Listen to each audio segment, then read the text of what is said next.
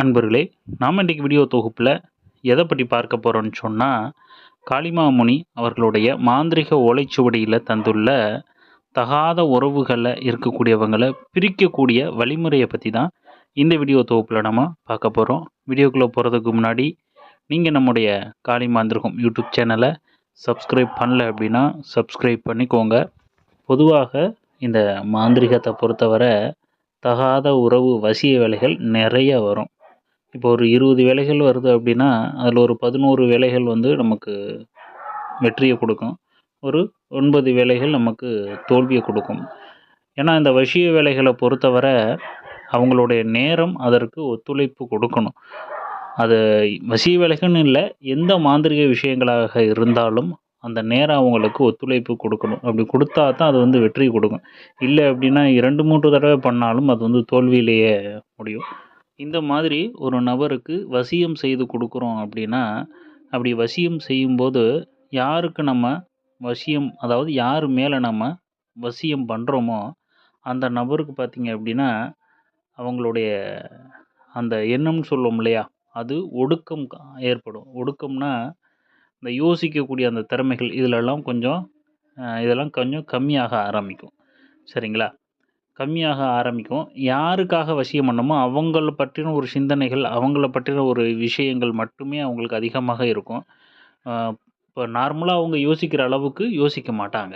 ஏன்னா வசியம்ங்கிறது ஏற்பட்ட பிறகு நார்மலாக அவங்க யோசிப்பாங்க இல்லையா, அதுக்கு முன்னாடி இருந்த அளவுக்கு அவங்க அந்த அளவுக்கு இருக்க மாட்டாங்க. அதைத்தான் நான் ஒடுக்கம். இப்போ 100% அவங்களோட பிரெயின் வேலை செய்யுது அப்படின்னா அந்த வசியம் அவங்க மேலே பிரயோகம் பண்ண பிறகு ஒரு 70-80% அது குறைஞ்சிரும். சரிங்களா? முழுக்க அந்த வசியம் செஞ்ச பிறகு அந்த சிந்தனைகள் மட்டுமே அவங்க மைண்டில் இருக்குமே ஒழிய வேறு எதை பற்றியும் யோசிக்கக்கூடிய அளவுக்கு அவங்களுக்கு அந்த எதுவும் வேலை செய்யாது. சரிங்களா? அது மட்டும் இல்லாமல் யார் வசியம் பண்ணாங்களோ அவங்க சொல்கிறது மட்டுமே அவங்களுக்கு வேத வாக்காக இருக்கும். மற்றபடி தாய் தகப்பன் சொல்கிற பேச்செல்லாம் அவங்க மைண்டில் எடுத்துக்கிறவே மாட்டாங்க. சரிங்களா? யார் வசியம் ஆனாங்களோ அவங்க நில்லுன்னா நிற்பாங்க, உட்காருன்னா உட்காருவாங்க, இங்கே வா, இந்த இடத்துக்கு வா அப்படின்னா போவாங்க. அந்த அளவுக்கு அவங்களுடைய மைண்டு இருக்குமே தவிர அந்த தாய் தகப்பன் சொல்கிற பேச்சு கூட கேட்க முடியாத அளவுக்கு இருப்பாங்க. அதாவது வசியத்தால் முழுமையாக பாதிக்கப்பட்டாங்க அப்படின்னா. சரிங்களா? இந்த மாதிரி வசியத்தில் பாதிக்கப்பட்டவங்களுக்கு இன்றைக்கி நடந்த விஷயங்கள் நாளைக்கு அந்த அளவுக்கு உங்களுக்கு நார்மலாக இருக்கும்போது இருக்கிற அளவுக்கு அந்த ஞாபகத்தில் இருக்காது. சரிங்களா? இந்த மாதிரியான ஒரு விஷயமும் நடக்கும். சரி, இந்த மாதிரி ஒரு வசியம் செய்தோ இல்லை இயற்கையாக ஒரு நபர்கள் உங்களுடைய கணவரோ இல்லை மனைவியோ இல்லை பிள்ளைகளோ தகாத உறவுகளில் இருக்காங்க அப்படின்னா அதை பிரிக்கிறதுக்கும் காளிமாமுனி ஒரு சில விடயங்களை கொடுத்துருக்காங்க. அது என்ன அப்படின்னு நான் உங்களுக்கு வாசித்து காட்டுறேன். அதாவது தன்மையுடன் பிரிவு முறையது கூர்வேன், தீர்க்கமுடன் சீடனுமே கூற கேளடா, ஆதி வாரமது பாவை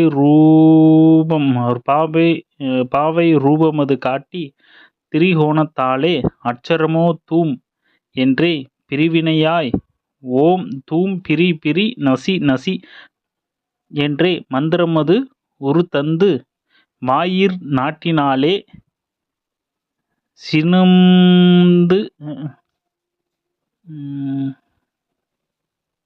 சினமது சீறி விட்டோடுவாரே அப்படின்னு சொல்லப்பட்டிருக்கு. மறுபடியும் வாட்சி காட்டுறேன் பாருங்க.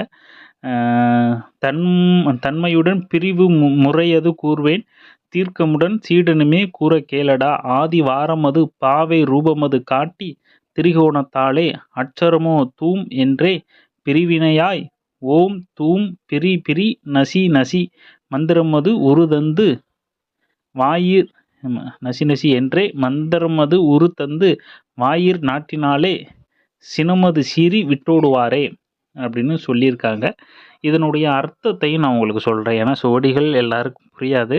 ஆமாம், அதனுடைய அர்த்தமும் சொல்கிறேன். இன்னொரு விஷயத்தையும் நான் சொல்கிறேன். அதாவது ஒரு நபருடைய சுவடியை நம்ம படிக்கிறோம் அப்படின்னா முக்கியமாக அந்த வழி வந்தவங்க இல்லை அவங்களோட சித்தி எடுத்தவங்க இந்த மாதிரி உள்ளவங்ககிட்ட நம்ம தீட்சையை வாங்கினோம் அப்படின்னா தான் அவங்களுடைய சுவடியை நம்ம படிக்கும்போது அதற்குண்டான முழு விளக்குமே நமக்கு புரியும். இதை முதல்ல எல்லாருமே தெரிஞ்சுக்கோங்க. இது எல்லாமே அனுபவத்தில் நான் சொல்கிறேன். புரியுதுங்களா?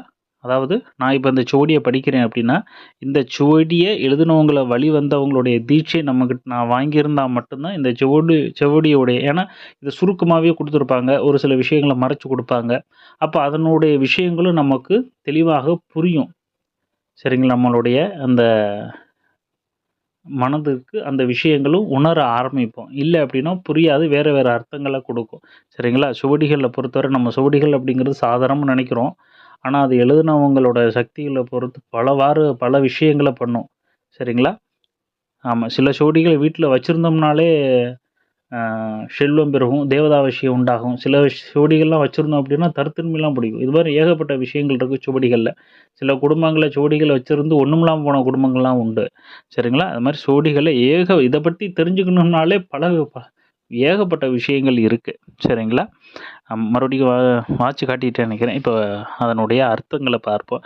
தன்மையுடன் பிரிவு முறையது கூறுவேன். அதாவது இது மாதிரி பிரிக்கக்கூடிய முறையை நான் சொல்கிறேன்.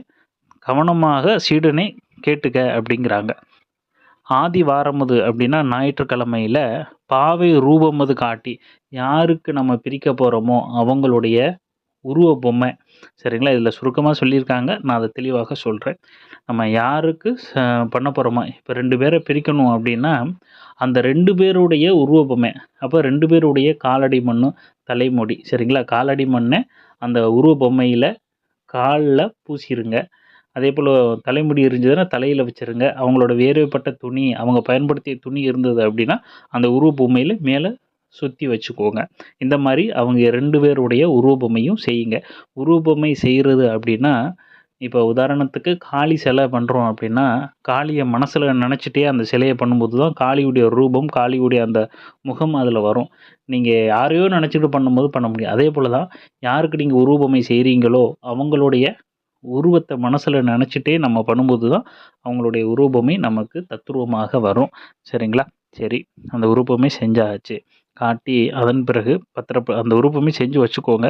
திரிகோணத்தாலே அப்படின்னா முக்கோணம் போட்டு அந்த தகடு பார்த்தீங்க அப்படின்னா தாமிர தகடு பயன்படுத்தலாம். சரிங்களா? அந்த முக்கோணத்தில் 3 மூலைகள்லையும் திரிசூலம் போடுங்க.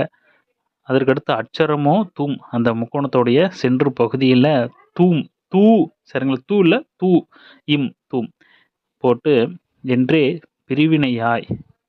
சரிங்களா? இந்த சக்கரத்துக்கு வெற்றிலை பாக்கு பூ பழம் தேங்காய் இதெல்லாம் வச்சு நீங்கள் பூஜையில் வச்சு ஓம் தூம் பிரி நசி அப்படிங்கிற மந்திரத்தை 1008 முறை நீங்கள்